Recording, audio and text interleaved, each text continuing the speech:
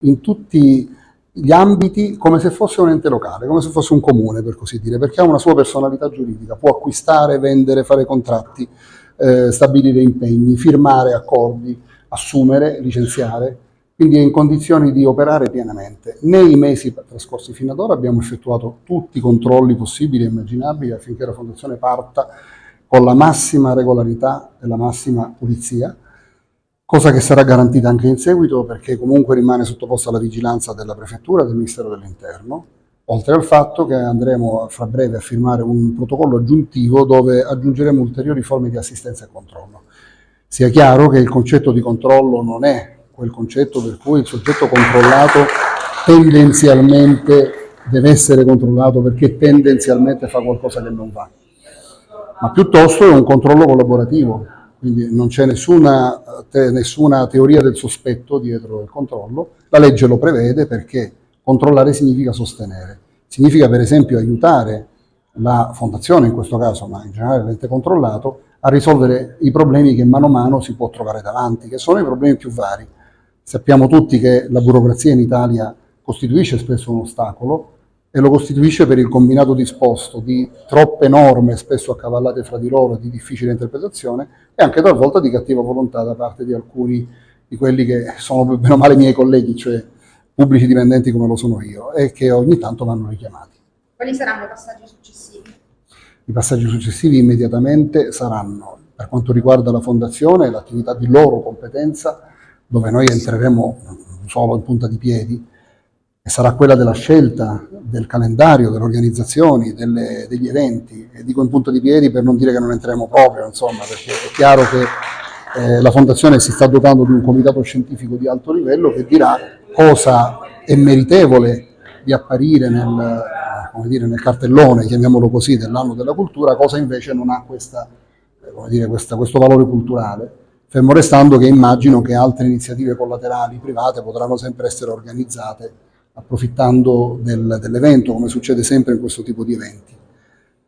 La Prefettura, ribadisco, qui non entra se non offrendo ella stessa degli eventi culturali, naturalmente a costo zero per la Fondazione, che saranno l'utilizzo dell'hotspot dove stiamo creando una sorta di, l'hotspot di Porto Empedocle, una sorta di museo all'aria aperta con delle realizzazioni artistiche di pittori che stanno decorando le casette destinate all'ospitalità dei migranti, e naturalmente anche l'utilizzo della sede della Prefettura, la quale può essere utilizzata non per grandi eventi ma per momenti come questo, o per piccoli concerti di musica da camera, piccole rappresentazioni teatrali ed altro. Cosa avverrà da domani invece per quanto riguarda la parte amministrativa? Già il gran lavoro è fatto, noi seguiremo tutte quelle che sono le attività di affidamento, quindi reclutamento di persone che lavoreranno con contratti a tempo ovviamente determinato, e credo che saranno poche perché così deve essere, e scelta e contrattualizzazione, soprattutto la contrattualizzazione delle persone che invece verranno a fare qualcosa, quindi gli artisti, gli espositori o altro. Su quello saremo molto presenti e molto attenti. Con l'omologazione parte la Fondazione? Sì, l'omologa era già in effetti una parte fondamentale, ma successivamente all'omologa abbiamo anche fatto gli altri passaggi burocratici, quindi abbiamo il collegio dei sindaci, il bilancio approvato, quindi l'approvazione anche da parte del collegio dei revisori dello stesso bilancio, quindi siamo nella fase in cui adesso attendiamo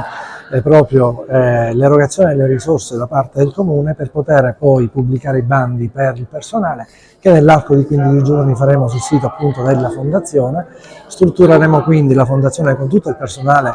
già previsto nell'organigramma e quindi praticamente saremo pienamente operativi. Ricordo che questa fondazione è nata a febbraio, quindi non abbiamo trovato una fondazione che fosse già operativa con del personale e con delle attività già in corso, quindi l'abbiamo dovuta costruire, e se immaginiamo che oltre un anno praticamente è andato via per sostanzialmente scrivere lo statuto della fondazione, ecco, noi in 4 mesi siamo riusciti finalmente, anzi ad attivarla e dare alla fondazione la veste operativa giuridica completa per essere protagonista di Capitale della Cultura. Quali saranno le figure? Le figure sono varie, ci saranno parti amministrative, le parti contabili, ci saranno la parte relativa chiaramente soprattutto all'atterraggio, per così dire, dei progetti del dossier che sono stati approvati dal Ministero della Cultura, quindi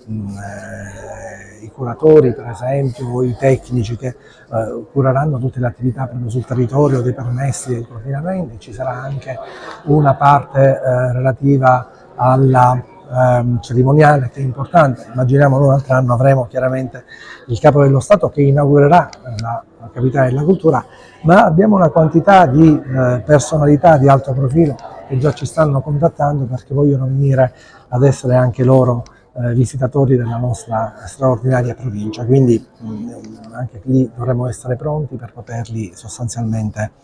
ospitare. Presidente, oggi anche la firma di protocolli d'intesa. Sì, i protocolli sono importanti perché la Fondazione, ecco, è bene che si sappia, non è sola, la Fondazione ha accanto tutto un mondo straordinario di persone di elevata cultura, di gente che crede in Capitale della Cultura. Non è la sfida di un singolo, ma è una sfida che dobbiamo sostanzialmente tutti quanti sposare, perché dobbiamo mettere in evidenza, e lo abbiamo come possibilità adesso, far emergere veramente la nostra grande provincia con le bellezze e i talenti. Lo dico e lo ripeto sempre, mi dovete anche scusare se forse sono ripetitivo, ma questa è una provincia che può mettere in mostra molte, ma molte ricchezze che oggi sono misconosciute a noi stessi. Quindi avere una vetrina, avere dei riflettori. Ricordavo poc'anzi nella conferenza, l'altro anno noi avremo non soltanto Agrigento Capitale della Cultura, ma in Italia ci sarà Gorizia, Capitale Europea della Cultura, un altro anno ci sarà il Giubileo, quindi ecco, un asse importante con queste realtà lo stiamo costruendo e dobbiamo allora essere noi stessi per far vedere quello che siamo, qual è stato il nostro passato e far vedere soprattutto i nostri giovani, i nostri talenti, le nostre intelligenze. Poc'anzi ho citato le collaborazioni che non sono soltanto con la Curia, Faro Sapiente di Luce, con il Parco, con il Conservatorio, con tutto un mondo di associazioni culturali che abbiamo visto nell'ultimo incontro emergere nel territorio e che meritano grandissima attenzione. Ecco, a loro mi rivolgo, noi abbiamo fatto tutto ciò che dovevamo fare fino ad oggi per le parti, per così dire, burocratiche, che vi prego di credermi, non era assolutamente una sciocchezza, è stato veramente impegnativo e ringrazio tutti coloro i quali ci hanno aiutato, i professionisti, gli ordini professionali. Oggi il mondo delle professioni, la Curia si mettono assieme, il polo universitario, l'università si stringono assieme alla fondazione e al comune, quindi adesso fuoco alle polveri per la nostra straordinaria sfida.